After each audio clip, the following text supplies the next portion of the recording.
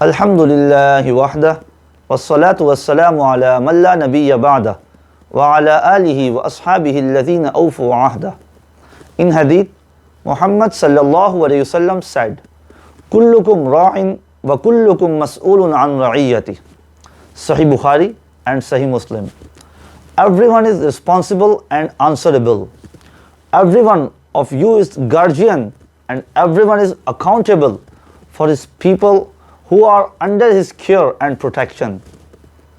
In Islam, no one is exempt from the duty of responsibility to account for the people under his care and protection.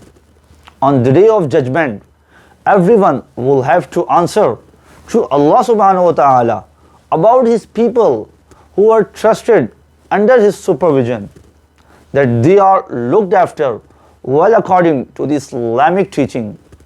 Rulers will be asked for his people, parents for children, teacher for students, and so on.